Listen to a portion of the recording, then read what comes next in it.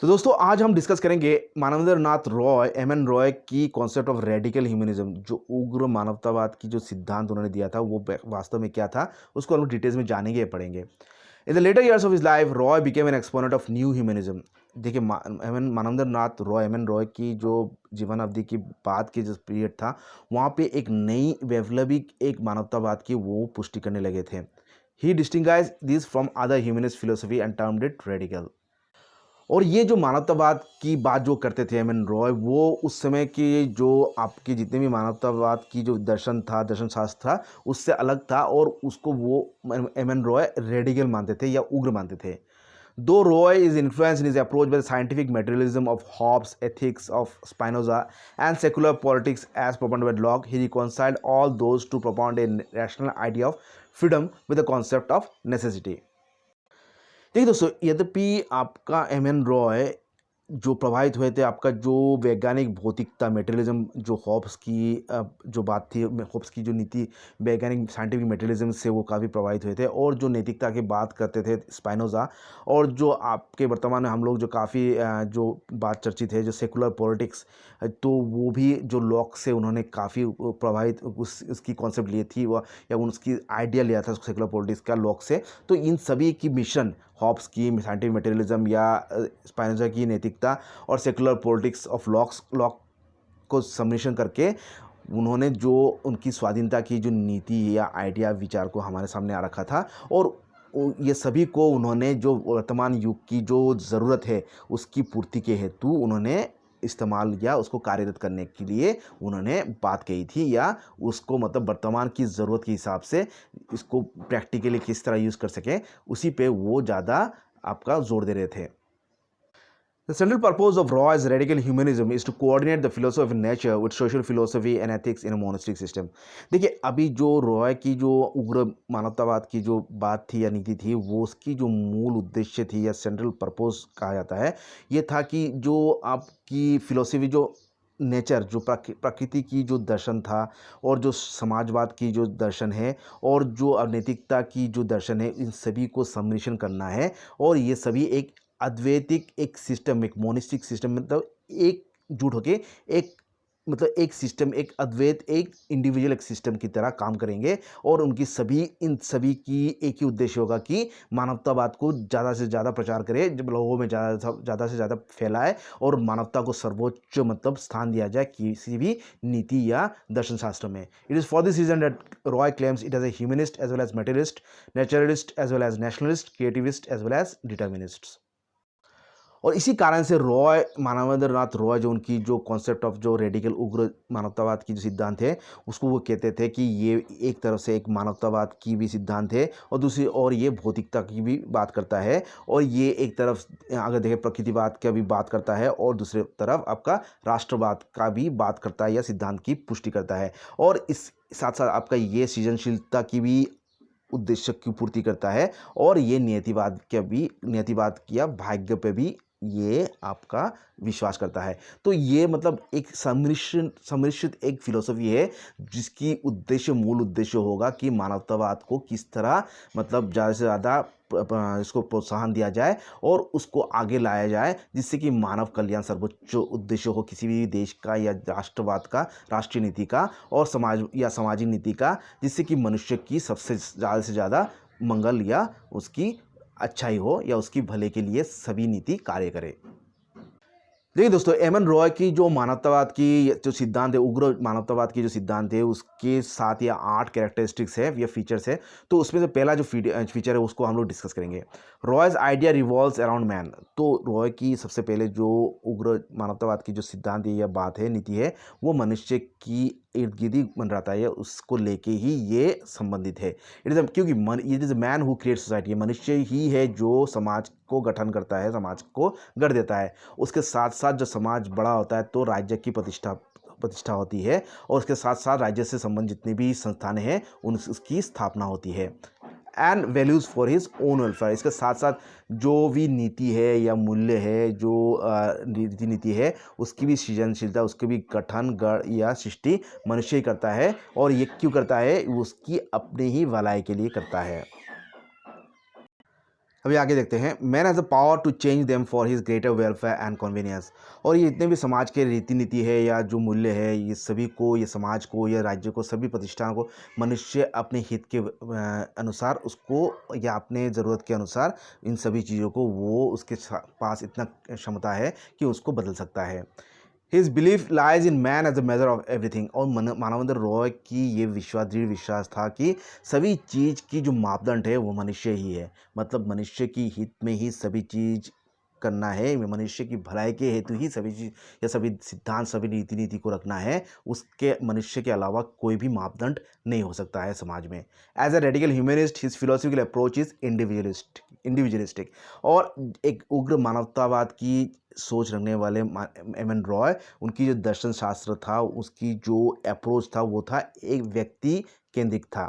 The individual should not be subordinated इधर to a nation और to A class. और एक मनुष्य को, एक व्यक्ति विशेष को कभी भी किसी भी आपका राष्ट्र या जाति के आगे उसको नमन नहीं होना है, उसको उसकी अधीन एक व्यक्ति कभी नहीं हो सकता है, बल्कि सभी राष्ट्र या जाति या वर्ग से मनुष्य परे है, उससे ऊपर है। और सभी रीति नीति या राष्ट्र या जाति, जितने भी सिद्धांत समाज के रीति नीति या गण अनुष्ठान है, ये संस्थान है, या सभी चीज़ मनुष्य की हेतु ही काम करता है, और मनुष्य एक व्यक्ति विशेष इन सभी से ऊपर है।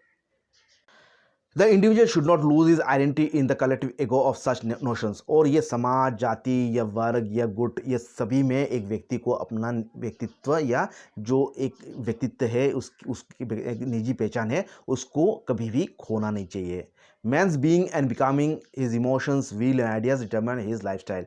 और मनुष्य अपनी ही खुदी में और उसकी मतलब अपनी निजी अवस्था में उसकी जितने भी आवेग है, जितनी इच्छा है और जितने भी आइडियाज़ है, ये सभी उसकी जीवन शैली को डिटरमाइन करती है, उसकी सुनिश्चितता करती है। He has two basic traits, one reason and the other the urge for freedom. और मनुष्य में ये दो गुण कूट कूट के भरा हुआ है, ये दो गुण में विभक्त है मनुष्य की जो एक नीति, वो है एक सूझबूझ का जो रीजनिंग पावर, समझबूझ का जो क्षमता, और दूसरा है उसकी स्वाधीनता के लिए प्रबल इच्छा। तो इस दोनों ही आपका ट्रेड्स या जो कैरेक्टरिस्टिक में, जो दोनों ही गुणों में मनुष्य की स्वभाव विभक्ति है या विभक्त हुआ है, ये मानना है मानवेंद्र एम एन रॉय की। He states that every human behavior in the last analysis is rational, though it may appear as irrational. देखिए, एम एन रॉय का ये मानना था कि कोई भी अगर मानव मनुष्य की जो भी व्यवहार है दैनंदिन जीवन में या जो उसकी गतिविधि है, वो अगर अंत में उसकी अगर विश्लेषण किया जाए तो वो हमें युक्ति संगत ही नज़र आता है।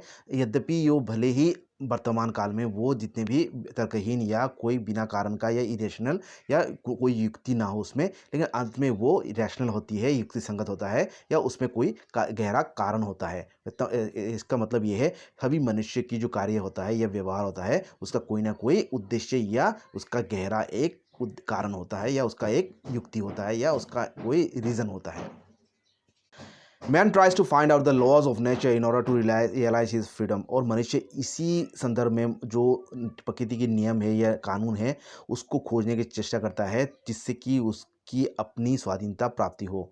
मतलब वो अपनी स्वाधीनता प्राप्ति के लिए ही प्रकृति की नियमों की खोज करता है या उसकी जांच पड़ताल करता है। This urge for freedom leads him to a search for knowledge. और यही प्रबल जो स्वाधीनता की इच्छा है, वो उसको मनुष्य को मतलब ज्ञान की संधान की ओर प्रवृत्ति करता है। मतलब उसको और भी आगे जाने के लिए, ज्ञान को और भी हासिल करने के लिए उसको मतलब प्रेरणा देती है, जिससे कि वो अपना व्यक्तिगत स्वाधीनता को हासिल कर सके, जिससे कि जो आपका प्रकृति के नियमों को जानने के बाद ही हासिल होता है। He considers freedom to be of supreme value. और इसी संदर्भ में एम एन रॉय मानते थे कि एक व्यक्ति का निजी जो स्वाधीनता है, उसकी जो निजी जो व्यक्तिगत स्वाधीनता हर चीज़ में है, वो आपका सर्वोच्च उसकी मान्य है किसी भी समाज व्यवस्था में या राज्य व्यवस्था में। अभी आगे देखते हैं, while rationality provides dynamism to a man, the urge for freedom gives him direction. अभी देखिए, ये जो युक्ति संगति, जो विश्लेषण करने का, जांच पड़ताल करने का, समझबूझ से कोई भी चीज़ को लेने का जो क्षमता है, वो मनुष्य के हर कार्य को एक गति प्रदान करता है, एक जोश प्रदान करता है, एक एनर्जी प्रोवाइड करता है। और इसी तरह जो अर्ज है, उसकी प्रबल इच्छा जो है स्वाधीनता की, उसी जो डायनामिज्म को, उसी गतिशीलता को एक डायरेक्शन, एक मोड़ देती है, एक दिशा प्रदान करती है। The interaction of reason and freedom leads to the expression of cooperative spirit as manifested in social relationship. और यही जो तालमेल, जो समझबूझ, युक्ति या ज्ञान की और स्वाधीनता की जो मनुष्य के जीवन में होती है, वो उसकी प्रकटता, उसकी एक्सप्रेशन होती है जो मनुष्य की कोऑपरेटिव स्पिरिट, जो समाज में एक साथ मिलजुल के रहने का या कोई भी कार्य को कोऑपरेटिव मोड मतलब मिलजुल के करने का जो मनुष्य की जो प्रवृत्ति है उसमें प्रकट होती है। या हर जो समाज की सामाजिक जो रिलेशनशिप है, जो रिश्ता है, उसमें यही जो मनुष्य की जो युक्ति और जो स्वाधीनता की जो इच्छा है उसकी अभिव्यक्ति प्रकट होती है, जो मनुष्य की मिलजुल के या कोऑपरेटिव कम्युनिटी स्पिरिट, जो एक हर चीज़ को मिलजुल के या लोगों के साथ एक समाज में रह के करने का जो इच्छा है या जो प्रवृत्ति है उसमें प्रकट होती है। Thus, Roy's radical humanism culminates into cooperative individualism। तो इसी तरह हम लोगों को ये मालूम हो रहा है कि जो रॉय की जो वैप्लविक जो उग्र जो मानवता है वो अंत में जाके एक समाज में मिलजुल के मतलब कोऑपरेटिव स्पिरिट या कोऑपरेटिव व्यक्तित्व के रूप में प्रकट होती है अंत में। जैसे कि आपका हर व्यक्ति अपने आप में एक स्वाधीन है, उसका अपना तर्क करने का, उसको युक्ति रखने का, उसको समझबूझ करने का या किसी भी चीज़ को समझबूझ या विश्लेषण करने का क्षमता है। और इसी तरह वो दूसरे व्यक्ति को उसकी इंडिविजुअल व्यक्तित्व को बजाय रख के एक तालमेल बजा के समाज को आगे ले जाने का जो क्षमता है, उसी पे आपका जो रॉय की जो उग्र मानवता है वो अंत में उसी में सम्मिलित होता है।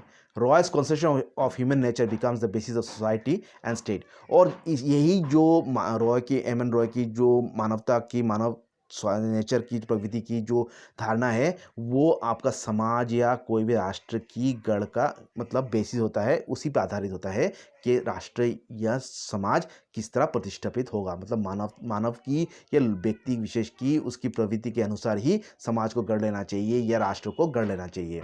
ही attributes the origin to the act of man for promoting his freedom and material satisfaction.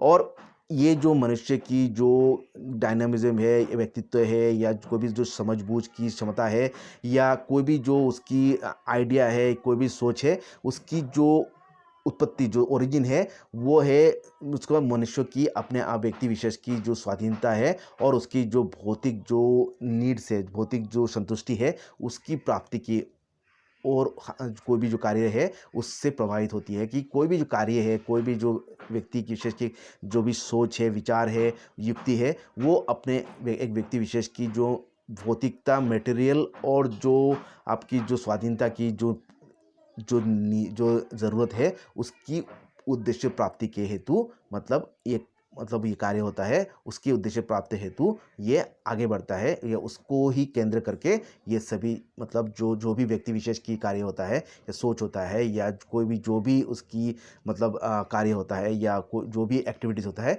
ये इसी को लेके ही ये मंडाता है। मैं इसी को लेके ही इसकी मतलब इसी उद्देश्य को लेके ही ये मनुष्य व्यक्ति विशेष समाज में चलता है या अपना कोई भी कार्य आगे रखता है। तो दोस्तों ये था एम एन रॉय की कॉन्सेप्ट ऑफ रेडिकल ह्यूमनिज्म। इसके और भी पॉइंट्स हैं तो ये हम आगे के क्लास में डिस्कस करेंगे। अगर आप लोगों को ये क्लास अच्छा लगा है तो लाइक कमेंट कीजिएगा और कोई भी अगर आप लोगों को डाउट्स है तो कमेंट सेक्शन में लिखिएगा।